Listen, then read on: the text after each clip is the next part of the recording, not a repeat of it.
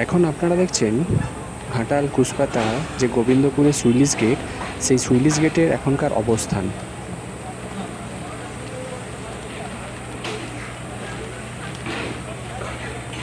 বাঁধের যে মেরামতি কাজ খুব দ্রুতগতিতেই চলছে, কেননা জলের স্তর খুব বাড়ছে তাড়াতাড়ি।